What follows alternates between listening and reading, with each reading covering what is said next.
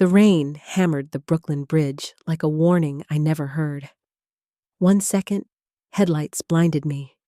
The next, metal screamed, and my body jolted forward as the world shattered in a burst of white. When the noise finally stopped, I tasted blood and cold air. Somewhere far away, sirens wailed, but what cut through the chaos was a voice I knew too well. Ethan. Not calling my name, not asking if I was alive, not panicking like a husband should. His voice was low, sharp, urgent, speaking to someone on the phone just a few feet from where I lay, half conscious. If she wakes up, we're done. You hear me? She cannot remember what she saw. Through the ringing in my ears, through the pain, one word sliced deeper than the crash itself. Brooke. My vision blurred, but the truth burned through the fog. My husband wasn't terrified for me. He was terrified of me, of what I might recall, of what secret I apparently wasn't supposed to know. When paramedics lifted me, Ethan finally changed his tone, suddenly playing the devoted husband as doctors rushed me into the ER. I let my eyes close, partly because I needed the world to stop spinning, and partly because I didn't want him to know I had heard every word. Hours later, under harsh fluorescent lights and the smell of antiseptic, a doctor asked gently, "Can you tell me your name?" I could. I remembered everything. But Ethan stood behind him, watching me the way a hunter watches a wounded animal, desperate to know whether it can still run. So I swallowed the truth. I don't remember, I whispered. Ethan exhaled. Relief. Real relief. That was the moment I knew, whatever he'd done, whatever he feared, I needed to let him believe I'd forgotten, because the only way to survive was to learn what he was so desperate to hide. And the first secret revealed itself sooner than I ever expected. When I returned to our high-rise apartment overlooking the Hudson, everything felt colder than the hospital room I'd just left. The floor-to-ceiling windows usually made the place glow at sunset, but tonight the light looked harsh, exposing every lie I couldn't name yet. Ethan walked ahead of me, unlocking the door like a man returning from a normal day, not from the scene of his wife's near death. "Take it slow," he said softly, guiding me toward the living room. His voice was gentle, but his eyes kept flicking toward me as if measuring what I remembered. Every movement he made felt rehearsed, too precise, too careful. On the coffee table sat a silver tray holding my iPhone, my wallet, and a Cartier bracelet I didn't recognize. "These were in your purse," he said, but something was wrong. I never owned Cartier. I couldn't afford it, and Ethan had never bought me jewelry outside of anniversaries, and certainly nothing this expensive. "Was it a gift?" I asked, pretending to search my memory. He froze for barely half a second. "Of course. You don't remember?" I shook my head slowly. Truthfully, I remembered everything, especially how he never spent money on me unless he wanted something in return. I wandered toward the bedroom. The sheets were freshly changed, too fresh. The scent of unfamiliar perfume, floral, bold, lingered faintly in the air. Not mine, and not subtle enough for someone trying to hide. My heart tightened. On the nightstand lay a folded receipt from the Plaza Hotel. 1 room, 2 guests, a charge from the bar. All dated 3 nights before the accident. I didn't pick it up. I didn't need to. The truth was already unraveling. Behind me, Ethan's footsteps grew louder. "What are you looking at?" I turned, keeping my expression blank. "Just trying to remember who I was."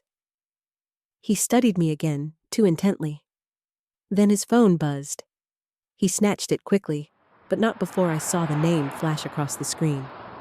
Brooke Ashford. His breath hitched. "Work stuff," he muttered, but his eyes said something else, something dangerous. And that night, I discovered the first proof that Ethan wasn't just hiding an affair. He was hiding a plan. 3 days after I returned home, Brooke Ashford finally appeared at our apartment, though she didn't knock like a polite colleague. She walked in as if she owned the place, her heels clicking across the hardwood floor with the confidence of a woman who believed she couldn't be touched. Ethan claimed she was helping with a work emergency, but the way her eyes swept over me said she wasn't here for business. "Claire," she said brightly, her smile wide and polished. "You look so much better than Ethan described. He was really worried." Her tone was sugar. Her stare was poison. I forced a confused smile. "I'm sorry, have we met?" A flicker, just a flicker, crossed her face. Surprise? Annoyance? Fear? She quickly hid it behind another gracious smile. "Oh, we've worked together a few times. I guess the accident shook things up." Brooke sat beside me on the sofa without waiting to be invited. Her perfume was the same floral scent lingering on our bedroom sheets.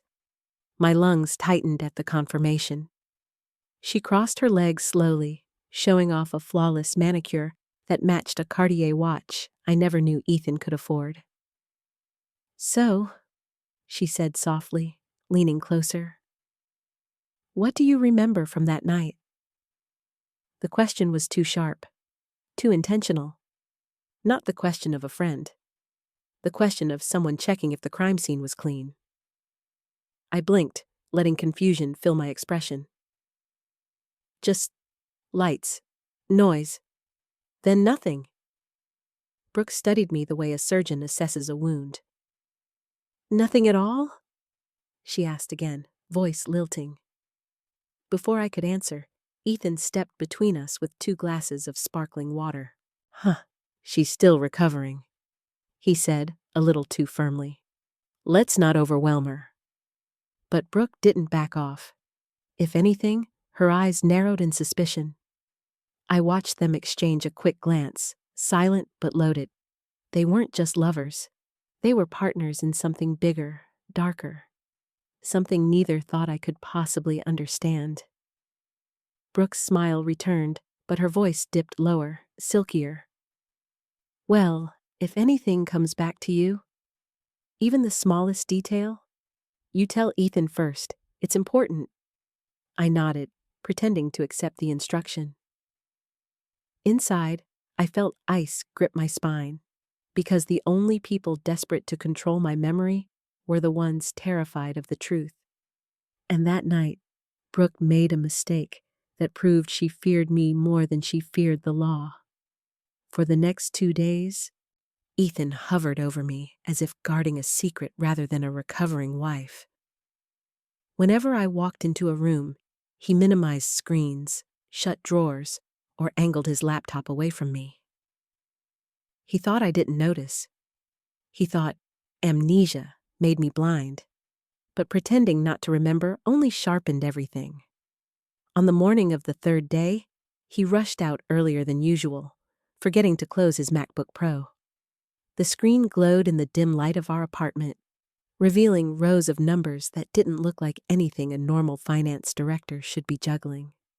Transfers, shell accounts, duplicate invoices, and one-line item that made my blood freeze. Account authorized by Claire Donovan. My name, signed on a date when I knew exactly where I had been, at home, recovering from the flu, with no access to company systems. My hands trembled as I scrolled. The amounts weren't small mistakes. They were calculated thefts disguised through multiple pathways, and someone had used my credentials to approve them. I felt my stomach drop as I realized the magnitude. Ethan wasn't just lying or cheating. He was framing me. Footsteps echoed in the hallway outside. I slammed the laptop shut and sat on the couch, heart hammering. But it wasn't Ethan returning. It was an email notification appearing on his phone left charging nearby. The preview flashed clearly. Meeting tonight. We need her signature before the audit hits. Don't mess this up. B. Her signature. Mine. The door opened minutes later. Ethan stepped in, holding 2 Starbucks cups, wearing the smile of a man who believed he controlled every piece on the board. Thought you might want your favorite, he said, handing me the drink. Mocha, right? I nodded gently, letting him think my mind was still fogged. But the confusion I showed was nothing compared to the storm inside me. They weren't just hiding something. They were building a trap, and I was the body they meant to bury under it. That night, when Ethan finally fell asleep, I returned to the laptop and captured screenshots of everything, saving them on a hidden drive. As I closed the computer, my pulse steadied into something colder than fear. Determination. Because whatever they were planning, I had to stay ahead of them. But the next morning, a message left on my bathroom mirror proved someone else already knew I was pretending. The next morning, I found the message before I found my breath. It was written on the bathroom mirror, faint but deliberate, traced across the fogged glass from Ethan's shower. Stop pretending. My heart slammed against my ribs. Someone had been in here while I slept. Someone close enough to touch my things, close enough to watch me. Whether it was Ethan, Brooke, or someone they hired, I didn't know. But the warning wasn't a guess. It was a threat. I wiped the mirror quickly before Ethan walked in. My mind raced for an explanation that didn't involve screaming. Nothing came. At breakfast, Ethan studied me over his coffee, his Rolex catching the kitchen light. Rough night? He asked casually. I forced a shrug. Headache. Still no memories? His voice carried a dangerous softness. No, I whispered. Nothing. He smiled, too easily, as if the answer had restored a sense of control he feared slipping. When he left for work, I waited exactly 5 minutes before grabbing my coat and stepping outside. I needed space, air that didn't taste like lies. I walked aimlessly through the chilly Manhattan streets until I found myself sitting on a bench near Riverside Park, my hands trembling as I replayed everything. The mirror message, the forged accounts, the late-night meeting Brooke mentioned. Someone was cornering me into the role of the guilty one. My phone buzzed, a text from an unknown number. You're running out of time. Don't make this harder. I froze. That confirmed it. Someone was monitoring me independently of Ethan, a third player. But who? I returned home hours later, exhausted, only to hear Ethan arguing on the phone in the next room. No, she hasn't said anything, he hissed. I'm telling you, she doesn't remember. Stop panicking. A pause. I'll get the signature tonight. Brooke needs to calm down. Signature again. Always that word. When I stepped into the room, Ethan instantly softened his tone. Claire, hey, just talking to HR about your medical leave. But his eyes were sharp, tracking me like a risk assessment. That night, I pretended to nap on the couch. When Ethan believed I was asleep, he opened his laptop and whispered into the phone. If she slips, I'll take care of it. You know I will. The room spun around me. And then he said something that made every hair on my body stand up. Something that proved the accident wasn't an accident at all. Ethan's whisper sliced through the dim living room like a blade. I kept my breathing slow, steady, the way a hunted animal plays dead. It was supposed to look like a mechanical failure, he said into the phone. Don't act innocent. You agreed. The garage footage is gone. Nobody's connecting this to us. My pulse roared in my ears. Mechanical failure, garage footage. There was no doubt now. My husband had planned the crash. I wasn't just an inconvenience. I was a liability he needed erased. He ended the call and walked toward the kitchen. I stayed still until his footsteps faded upstairs. Only then did I finally let myself sit up, shaking. The room felt colder than winter outside. Every shadow stretched long with danger. I needed answers, anything that filled the gaps between Ethan's lies. When I finally gathered the courage to go to the garage level of our building, the security guard on duty, an older man named Harris, looked startled to see me. "Mrs. Donovan, you're back," he said awkwardly. "You heard about the accident?" I said softly. His jaw tightened. "I'm sorry about what happened." I stepped closer. "Harris, were any cameras malfunctioning that night?" He hesitated, glancing around before lowering his voice. "I didn't say this, but someone requested security footage right after your crash. Not NYPD, not management." My stomach twisted. "Who?" "Your husband," he whispered. The world tilted. It took everything in me not to collapse right there on the cold concrete floor. Back upstairs, I paused outside our apartment door, forcing my breathing to calm. When I stepped inside, Ethan was sitting at the kitchen island, sipping wine like the picture of relaxation. "You were gone a while," he said lightly. "I needed air," I replied. "Just walking." He nodded, but something in his eyes flickered. Suspicion, calculation. He was trying to read me the way he read spreadsheets, line by line, detail by detail. That night, unable to sleep, I sat in the dark living room replaying Harris's words. If Ethan erased the footage, then he erased the only objective proof of what happened, meaning the only evidence left was me. And if he suspected even for a second that I remembered anything, I knew exactly what he would do next. The first attempt on my life had failed, and the second one came sooner than I expected. I didn't realize how closely I was being watched until the knock on my door startled me the next afternoon. I opened it to find a tall man in a charcoal suit, his expression unreadable.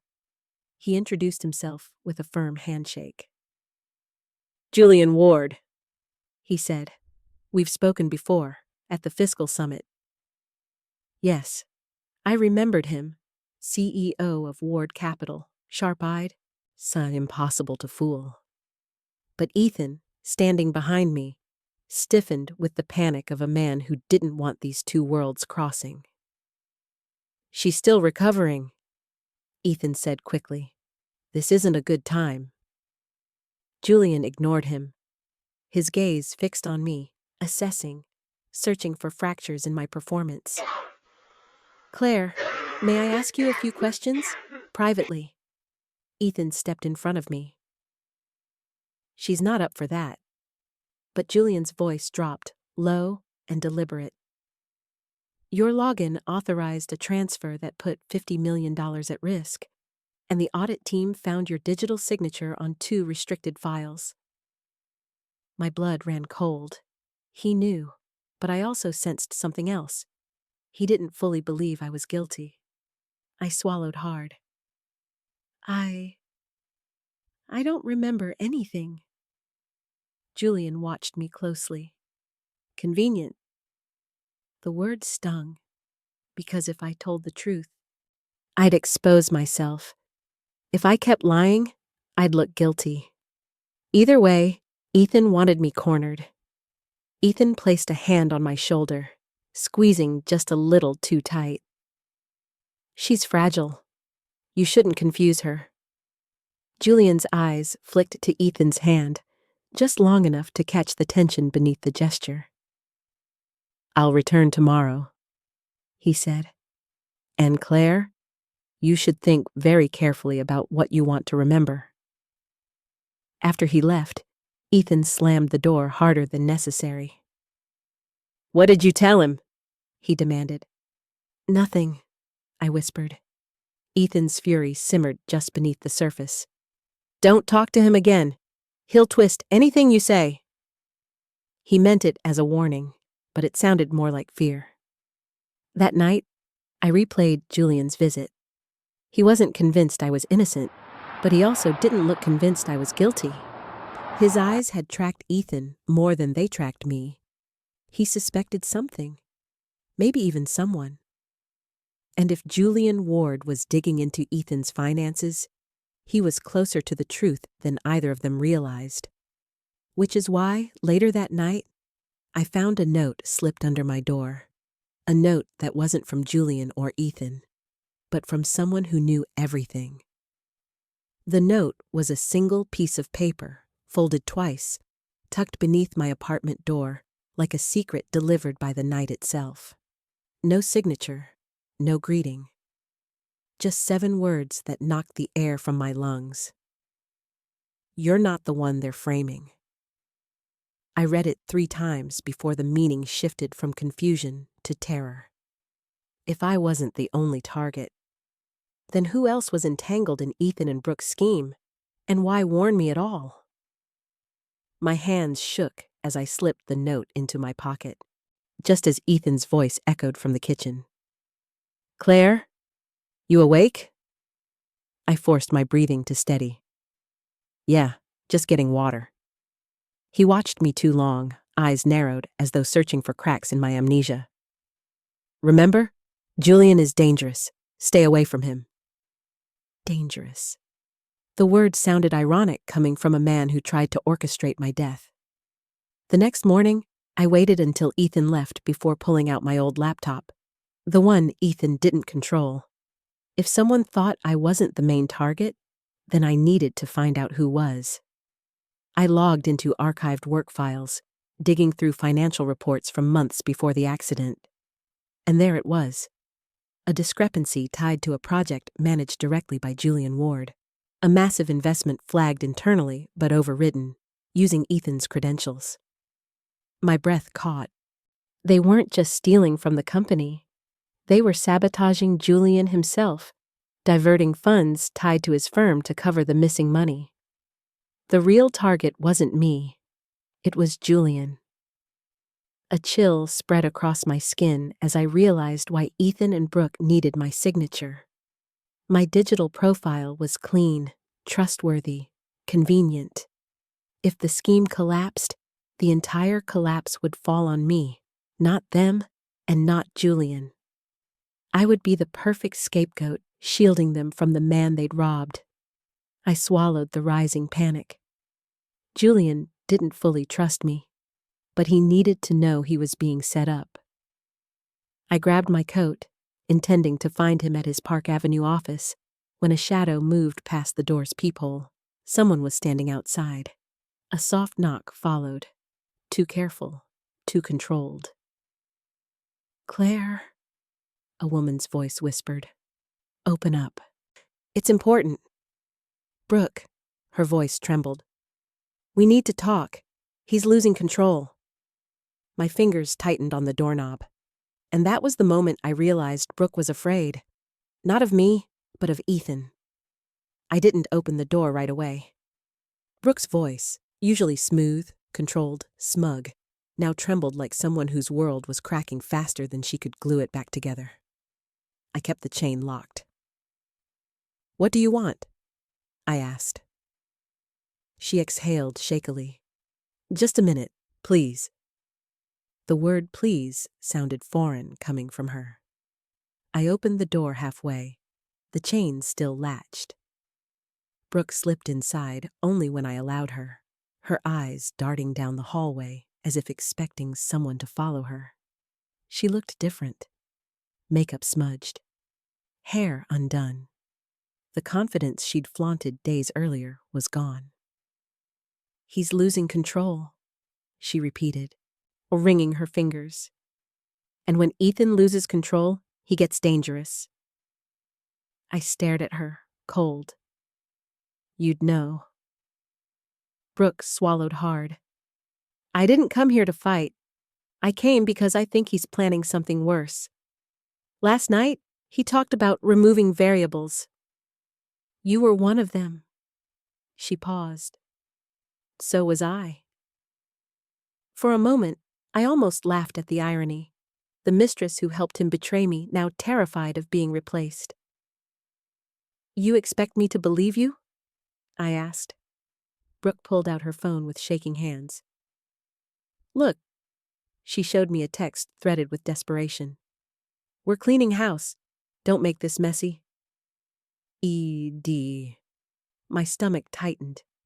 Ethan wasn't just spiraling. He was erasing everyone who could expose him. I didn't know he'd go this far.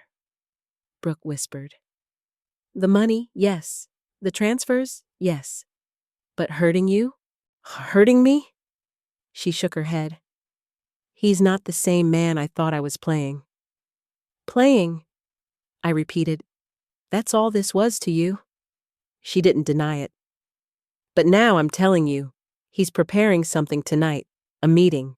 Your name comes up again and again. I stiffened. What meeting? Brooke hesitated. If I tell you, you need to protect me too. I almost slammed the door in her face, but her next words froze me mid-motion. He's meeting someone to make sure the audit lands on you. If he succeeds, by tomorrow morning, you'll be the one in handcuffs. My knees weakened. The trap was tightening faster than I thought. I took a breath. Who is he meeting? Brooke bit her lip, terrified. Someone you know, she said. Someone powerful. Someone who already thinks you're guilty. Her meaning hit me like a blow. Julian Ward. And that was the moment I realized Ethan wasn't just framing me. He was turning my only potential ally into my executioner. Brooke's revelation slammed into me like another crash. Julian Ward, the one man who might have believed me, was being pulled straight into Ethan's trap. My pulse hammered as I stared at her, trying to understand whether this was another manipulation or the first honest moment she'd ever had. Where are they meeting? I asked. She shook her head quickly. I only heard Ethan mention the Plaza Lounge around 9. He said Julian needed final reassurance before the audit. Whatever that means, it isn't good for you. The Plaza, luxury, privacy, no cameras in the VIP area. Perfect for coercion, or worse. I grabbed my coat, adrenaline pushing me past fear. Brooke caught my arm. Claire, don't go there, she whispered. If he sees you alive and thinking clearly, he'll panic. And when Ethan panics, he eliminates problems. So help me stop him, I said. Tell Julian the truth. Her eyes darted away. That was my answer. Brooke wasn't ready to betray Ethan completely, just enough to save herself. I pulled free from her grip. Stay out of my way. The taxi ride to the plaza felt suffocating. Manhattan's lights streaked across the windows like warnings I couldn't decipher. How had my life spiraled into backroom betrayals and million-dollar schemes? Days ago, I was just a wife, an analyst, a woman trying to hold her marriage together. Now I was racing to stop my husband from destroying my future and possibly killing again. When I reached the Plaza Lounge, I stayed in the shadows near the columned entrance. At 8:54 p.m., I saw him, Julian, walking inside in a tailored navy suit, shoulders tense, expression dark. He looked like a man expecting war. Minutes later, Ethan appeared. He approached Julian with a confidence that made my stomach twist. I edged closer, careful to stay hidden. Their voices were low, blending with the clinks of glass and murmured conversations. It was her, Ethan insisted. Claire approved every transfer. I tried to fix it quietly, but she panicked. Now she's pretending she doesn't remember. Julian's jaw tightened. If she's involved, I'll find out. Ethan leaned in, lowering his voice further. She's unstable, dangerous. I'm worried what she'll do next. Julian didn't respond, but his expression shifted, just enough to tell me Ethan's lies were working. My hands clenched. I had to intervene. I had to stop this. I stepped forward, and that's when someone grabbed my shoulder from behind and whispered, "Don't move, Claire. He'll see you." The hand clamping onto my shoulder was firm, steady, nothing like Ethan's sharp grip or Brooke's frantic touch. I turned slowly and found myself staring into the serious, shadowed face of Harris, the night security guard from our building. His uniform coat was zipped up, hat pulled low, eyes scanning the lounge entrance like he'd walked into enemy territory. "You shouldn't be here," he murmured. My breath caught. "How did you—" "I followed you. Ethan's been asking too many questions about you. I don't trust him." That alone nearly made my knees buckle. Someone, finally, did. Inside the lounge, Ethan continued weaving his lies, leaning closer to Julian, shaping every word into the story he wanted him to believe. Julian's expression remained unreadable, but something in his posture told me he was weighing every sentence. Harris kept his voice low, urgent. "Whatever he's telling that man, it isn't about protecting you." "I know," I whispered. "What you don't know," Harris added, "is that Ethan paid someone to take you out permanently. The crash wasn't the only plan." Shock stabbed through me. "How do you know that?" He hesitated, jaw tightening. "Because the guy he hired approached me for camera access. I didn't give it, but someone else did." My stomach twisted. Ethan never planned to let me survive long enough to talk. And Julian, my one possible ally, was minutes away from being convinced I was the mastermind behind the missing money. I inched closer to the lounge entrance, peering around the corner. Ethan's gestures grew more animated, and as if pushing harder now, desperate. Julian leaned back, arms crossed. "If Claire is involved, why did she lose her memory?" "Stress. Guilt," Ethan replied. "Or maybe she's faking. She's clever when she wants to be." A hot flash of rage burned behind my ribs. Ethan was painting me as unstable, manipulative, dangerous, everything he truly was. I pushed forward. "I have to tell Julian the truth." Harris caught my arm. "Not like this. He won't believe you. You need proof before you confront him." "I have proof," I whispered fiercely. "Screenshots, documents, logs, all of it." "Then show him," Harris said. "But not here." Behind us, footsteps echoed across the marble. Someone was approaching the hall, fast. Harris stiffened. "Claire, we need to go." Now. I turned and found myself face to face with the one person I feared most, because he should have been at the table with Julian, but instead, he'd come looking for me. It wasn't Ethan standing in the hallway, but someone far worse in that moment. Julian Ward. He shouldn't have been anywhere near the corridor. He should have been at the lounge table, listening to Ethan's lies. Instead, he stood there alone, eyes sharp, shoulders tense, as if he'd come looking for the truth himself. His gaze flicked between me and Harris. "Claire," he said quietly, "why are you here?" Every possible answer tangled in my throat. If I told the truth too quickly, it would sound like panic. If I lied, I'd lose the only chance to break Ethan's narrative.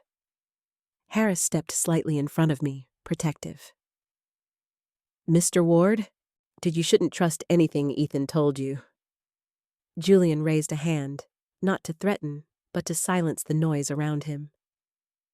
"I want Claire to answer." His voice wasn't angry. It was controlled, demanding clarity. I swallowed hard. "Julian, Ethan is framing me. I didn't authorize those transfers. I didn't steal a cent. He accessed my credentials and—" "Stop." Julian's expression hardened. "If that's true, You'll have evidence? I do, I said. Screenshots, logs, even timestamps proving I wasn't at work when those approvals happened. Julian studied my face the way a man evaluates the final piece of a puzzle. Something shifted in his eyes. Not belief yet, but the first crack in Ethan's story. Before I could continue, a sudden rush of voices echoed from the lounge. Ethan was calling Julian's name, searching, growing impatient. Harris lowered his voice. If he finds the three of us talking, he'll know Claire remembers everything. Julian's jaw tightened. He understood. He stepped closer to me, lowering his voice. If you have proof, bring it to me, quietly. Don't go home. Don't confront him alone. He's unraveling. My breath caught. He believed enough to warn me. But the hallway lights flickered as Ethan's footsteps grew louder, closer, angrier. Julian took one step back, masking any sign he'd been speaking to me. Harris moved away, pretending to adjust a wall panel. I turned toward the elevator, ready to slip away unseen. But Ethan rounded the corner too fast. His eyes locked onto me. Surprise? Suspicion? Rage. Claire, he said slowly, what exactly are you doing here? His voice was so calm, it was terrifying. And before I could answer, Ethan's hand slipped behind his back, reaching for something he'd hidden beneath his coat. Ethan's hand slipping behind his coat made every instinct in my body scream. I didn't know what he was reaching for. A weapon, a recording device, or something meant to corner me further. But the look in his eyes told me it wasn't harmless. I forced a shaky smile. I got lost. I was looking for the restroom. His expression didn't soften. In fact, suspicion sharpened along the edges. Funny, he murmured, stepping closer. Because you were headed away from the lounge. Almost like you were here for something else. Behind him, Julian reappeared in the corridor, mask of composure back on, taking slow, deliberate steps toward us. Ethan noticed and immediately adjusted his demeanor, straightening, releasing the tension in his jaw. Julian, Ethan said, too brightly. I was just helping Claire. She got turned around. Julian nodded with a controlled smile that didn't reach his eyes. The building can be confusing. His subtle emphasis made Ethan glance at him, uneasy. Harris positioned himself near the exit, watching, waiting, ready if things escalated. But Ethan's attention never left me. His eyes scanned my coat, my hands, my face, searching for evidence I'd overheard anything. Claire, he said quietly, why don't you head home? You need rest. Normally, that sentence would sound caring. Tonight, it sounded like a command, a threat hidden under silk. I nodded quickly. You're right. I'll go. But when I stepped past him, Ethan's fingers wrapped around my wrist, soft, but too controlled, too intentional. And Claire, he added softly, don't wander off again. It's not safe for you. My skin crawled. He wasn't warning me about danger. He was warning me about him. I left as calmly as I could, Harris following a few steps behind to make sure Ethan didn't tail me. But halfway down the marble staircase, Harris leaned in. He knows, Claire, he whispered. Not everything, but enough to worry. You can't go home now. I need my evidence, I whispered back. Without it, Julian won't believe me. Harris hesitated. Then we go fast, and we go together. But as we reached the bottom of the stairs, my phone buzzed. A message from an unknown number again. Ethan's on to you. Don't go back to the apartment. My heart dropped. Then a second message came through, this one shaking me to my core. He's already there, waiting. My hands trembled as I stared at the second message. He's already there, waiting. The words crawled beneath my skin like ice. Harris leaned over my shoulder, reading it too. His face tightened. "We can't go back," he said firmly. "If Ethan's in that apartment, he's not there to talk." Panic flickered in my chest. "But my laptop, my backup drive, all my evidence is there." Harris shook his head. "Evidence won't matter if you don't survive long enough to show it." I took a shaky breath. Logic said he was right. Terror said he was right. But desperation? It told me this was my only chance. Julian would believe me only if I had proof. The police would listen only if I had documentation. Without it, Ethan's narrative would swallow me whole. "I have to try," I whispered. Harris cursed under his breath, but nodded. "Fine, but we're not going to the front door." We circled the block, slipping into the service alley behind the building. Harris used his employee keycard to access the maintenance elevator. The metal doors creaked open, swallowing us into a dim, silent box. "Stay behind me," he murmured. As we ascended, every floor brought a new wave of dread. The lift vibrated faintly, each shutter echoing the shaking in my chest. When the doors opened onto the service corridor, the hallway lights flickered, something I'd never noticed before.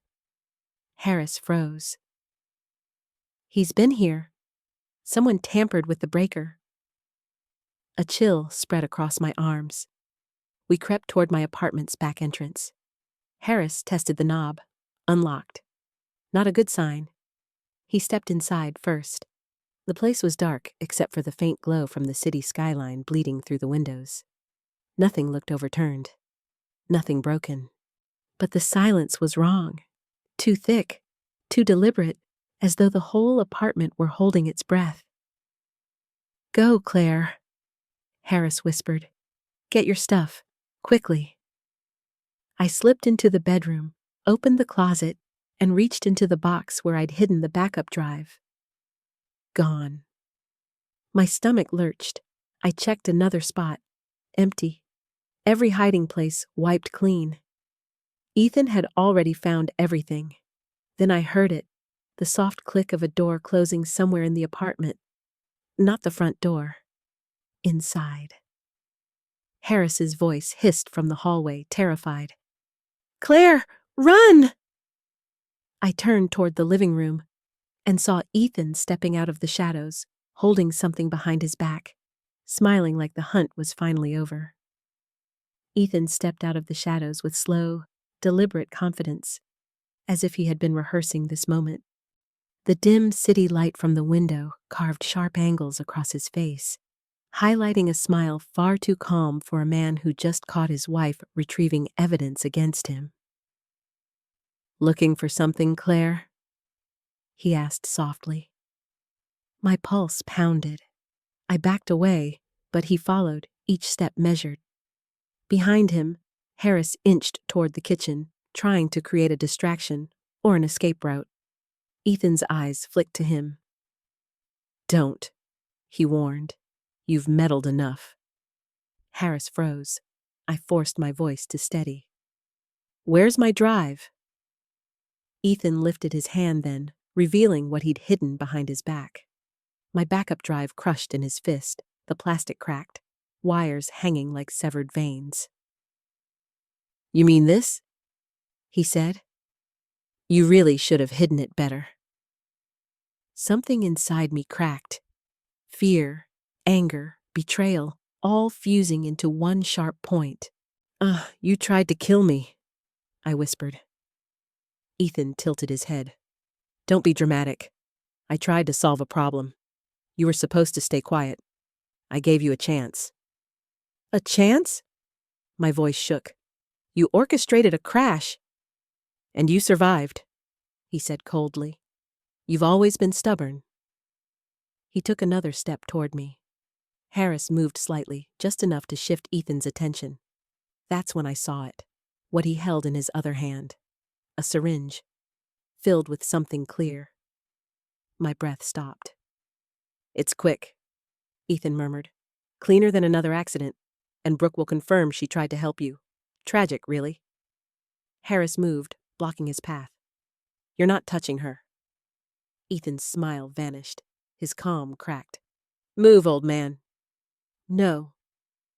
For one tense second, none of us breathed. Then Ethan lunged. The syringe flashed in the light. Harris grabbed Ethan's arm. The two men struggled, crashing into the kitchen counter. A bottle shattered. The syringe clattered across the floor, skidding beneath the dining table. Run, Claire! Harris shouted, but I couldn't leave him. I grabbed the nearest object, my heavy Mont Blanc pen, and swung it at Ethan's arm. He snarled, shoving Harris hard enough to knock him to the ground. He turned back to me, eyes wild now, the mask finally gone. You should have stayed dead, he hissed. He charged. And just as he reached me, the apartment door burst open, and someone else stormed in. The apartment door crashed open with a force that shook the walls. Ethan froze mid-lunge, his hand still reaching for me. For a split second, time fractured around us, shards of fear, adrenaline, and disbelief suspended in the air. Julian Ward stood at the doorway. Not calm, not composed, not the man of polished restraint I'd seen at the plaza just hours earlier. His tie was loosened, his expression carved from fury and something else, something that looked dangerously like fear for me. Step away from her, Julian commanded. Ethan straightened, breath ragged. This isn't your business, Julian. Claire's unstable. She needs help. Julian's eyes flicked to Harris on the floor, then to the crushed backup drive, then to the syringe glinting beneath the dining table. Unstable? Julian said quietly. Funny, that's not what this looks like. Ethan's jaw clenched. I can explain. No, Julian replied. You can't. The tension snapped like a wire. Ethan lunged again, this time toward the syringe. I moved instinctively, kicking the table leg as hard as I could. The syringe slid further away, bouncing against the baseboard. Ethan cursed and turned toward me with a rage that stripped away the last of his humanity. You just don't know when to stop, do you? Julian stepped between us before Ethan could reach me. Touch her, he said, voice low and lethal. And I swear you won't walk out of here. Ethan laughed, but it wasn't sane. You think she hasn't fooled you too? She's been lying to everyone. She's dangerous. Julian didn't blink. The only dangerous person in this room is the man who tried to kill his wife. Ethan lunged. Julian dodged, grabbing Ethan's arm, slamming him back against the wall. The impact rattled a framed picture loose, glass shattering across the floor. Harris crawled forward, trying to help, but Ethan twisted violently, breaking Julian's grip. He reached into his pocket and pulled out a second device. A small, black drive. My stomach dropped. That drive contained the forged approvals, the ones designed to bury me. You want truth? Ethan snarled, waving it. Here it is, signed by your precious Claire. Julian looked at me. I shook my head, breathless. It's fake. But Ethan wasn't finished. He lifted the drive toward the kitchen sink, poised to destroy it. If I can't control the story, he hissed, I'll erase it. And before any of us could stop him, Ethan hurled the drive toward the running water. Time slowed as the black drive spun through the air toward the running faucet. It was the last piece of forged evidence Ethan needed to frame me completely. The final stroke in a crime he'd been crafting for months. If it hit the water, everything tying him to the theft would dissolve with it. No! I shouted. Julian lunged first, pushing off the counter with explosive force. He slid across the wet tile, arm outstretched. The drive bounced off the sink's metal edge, spinning wildly. Julian's fingers closed around it just before it dropped into the drain. Ethan roared, charging at him like a man with nothing left to lose. They collided hard, crashing into the refrigerator. The magnetic clips scattered, papers fluttering to the floor like falling ash. Julian tried to pin Ethan, but Ethan twisted with a burst of feral strength, shoving him to the floor. I grabbed a heavy ceramic bowl from the island, ready to swing if Ethan came for me again. But Harris beat me to it. With a grunt, he lunged forward, grabbing Ethan from behind in a tight lock. Ethan thrashed violently. "Let go of me!" "Stop fighting!" Harris barked, straining. But Ethan didn't stop. He surged backward, slamming Harris into the wall. The impact knocked the wind out of the older man, and he crumpled to his knees. I dropped beside Harris, panic burning my throat.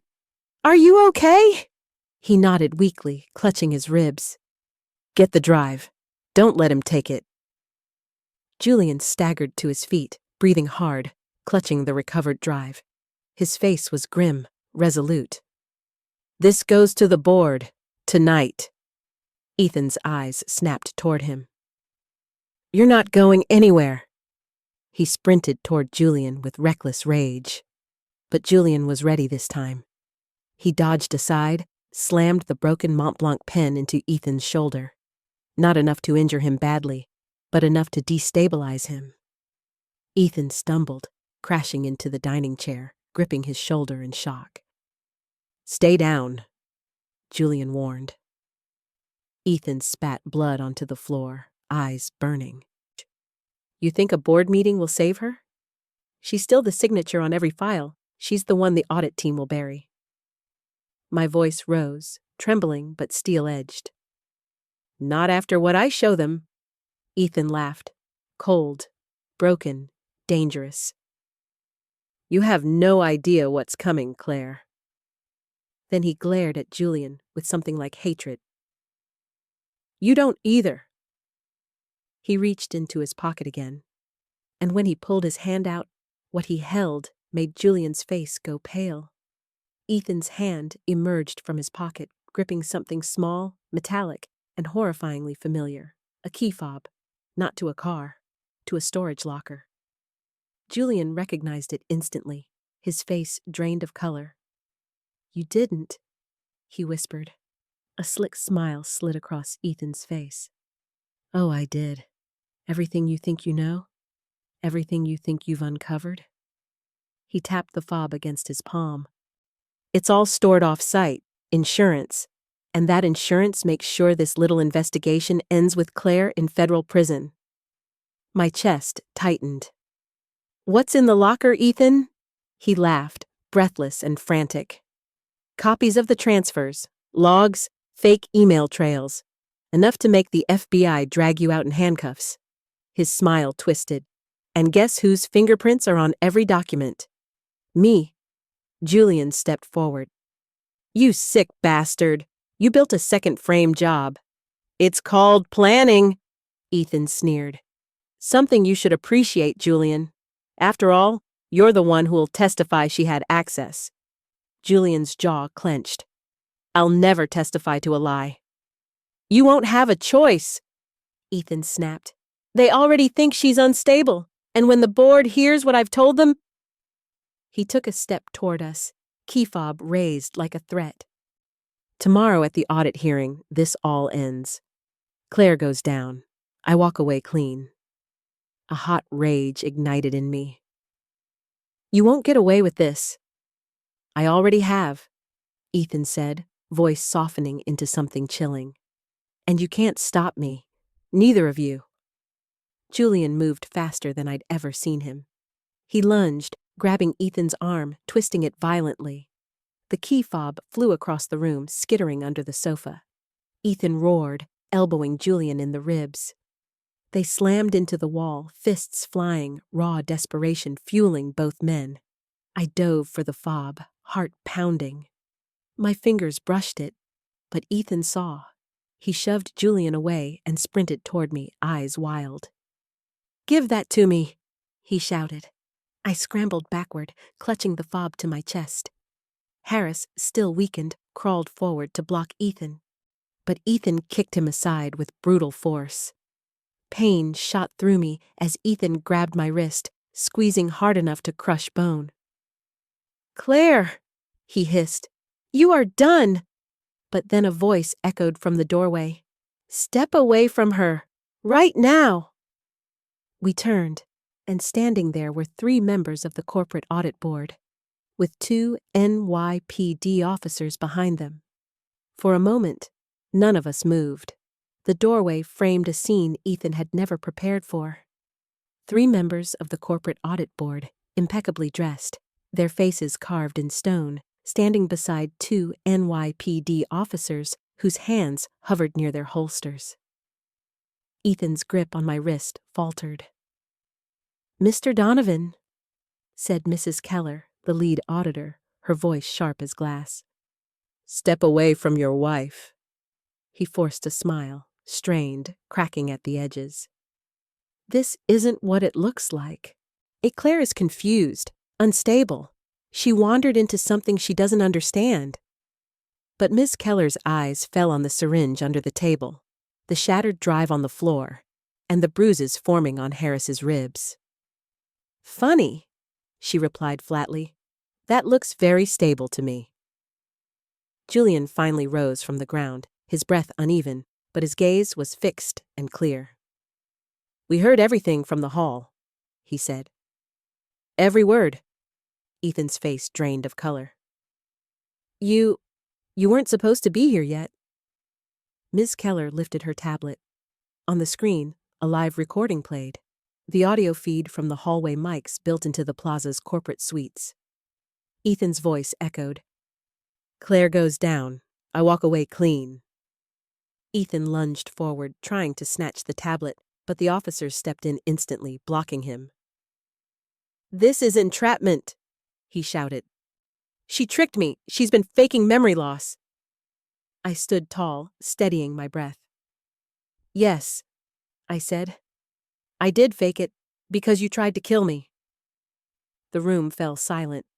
One of the officers stepped closer. "Sir, turn around, hands behind your back." Ethan shook violently, eyes burning with disbelief. "You're arresting the wrong person. I have evidence, real evidence. My locker holds—" "Already checked," Miss Keller cut in. "Empty, and the key fob in Claire's possession." She turned to me. "That was smart, Claire." Ethan stared at me like the world had collapsed under his feet. "You think this ends me? You think I won't talk?" Julian answered for me. "Talk, please. Every word will bury you deeper." The officers grabbed Ethan's arms. He thrashed once, twice, then sagged as the cuffs clicked around his wrists. As they dragged him toward the door, Ethan twisted back, eyes deadly. "This isn't over, Claire." But for the first time, I didn't feel fear. I felt power. Then Officer Ramirez turned to me and revealed something that would change everything about tomorrow's board hearing. Officer Ramirez stepped closer, his expression softer than I expected from someone who had just cuffed my husband. He held out a small evidence bag. Inside it, a thin metallic device no larger than a flash drive. "We found this in Ethan's jacket," he said quietly. "Encrypted, but the tech team cracked it fast. It's a full recording of a meeting between Ethan and Miss Ashford, discussing how they plan to pin the entire embezzlement operation on you." My breath caught. Proof. Ironclad, irrefutable proof. Not just of the theft, but of the conspiracy. Julian let out a slow exhale. "This changes everything." I nodded, feeling a strange weight lift from my chest. A weight I hadn't realized I'd been carrying since the night of the accident. "Does the board know?" I asked. Officer Ramirez smiled faintly. "They will. First thing tomorrow morning." But tomorrow didn't feel frightening anymore. For the first time in weeks, the future didn't look like a cliff's edge. It looked like solid ground. After the officers escorted Ethan out, Harris eased himself onto the couch, wincing from the bruising. "You did good, Claire," he said. Didn't think you had that kind of fire. Julian offered me his hand, helping me stand. His touch was steady, warm, grounding. You're stronger than any of us realized, he said quietly. You saved yourself. I shook my head. No, we saved me. We spent the next hour organizing the evidence, preparing for the board hearing. I expected Julian to look exhausted from the chaos, but instead, he watched me with an expression I couldn't decipher. Part admiration, part something deeper. Claire, he said eventually, voice low, when this is over, when your name is cleared, I'd like to talk about what comes next, not just professionally. My heart stuttered, but for once, it wasn't fear. It was possibility. The next morning, in front of the board, every piece of the truth unfolded. The forged files, the recordings, the financial trails Ethan left behind in his arrogance. Within an hour, my name was cleared.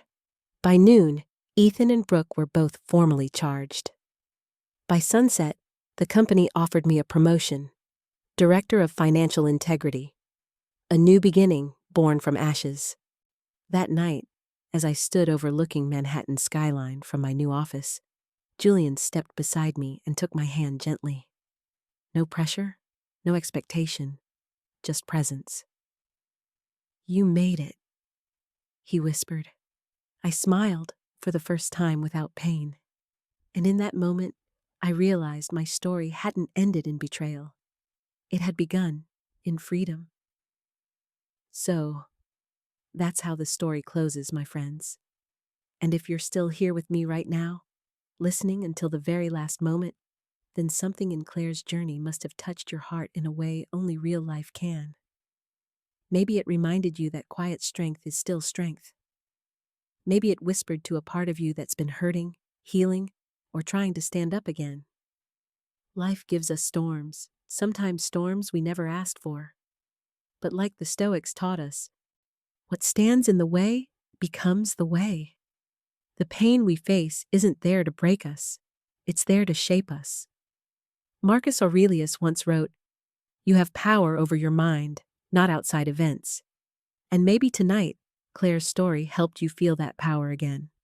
Remember this: you deserve safety. You deserve truth. You deserve a life that doesn't hurt to live. If this journey made you feel seen, even a little, then don't walk away quietly. Leave a like so we know you're here. Share this story with someone who needs a reminder of their own strength, and subscribe to stay with us, because we have many more stories that heal, empower, and stand beside you. You're not alone. Not here. This story is a fully fictional dramatization created solely for entertainment and emotional reflection. The characters, events, and situations are not based on any real individuals or real-life incidents. Any resemblance is purely coincidental. Our goal is to explore universal human experiences, trust, betrayal, resilience, and healing through narrative storytelling, not to present factual accounts or real investigations. We encourage viewers to treat this video as creative fiction, shaped to evoke thought and connection, not as a documentary or a representation of actual events. YouTube, please note that no claims of real-world wrongdoing, crime, or personal accusations are being made. Everything shown is part of a crafted narrative meant to inspire conversations about personal strength and emotional growth. Thank you for watching and for supporting content that aims to uplift while remaining responsibly fictional.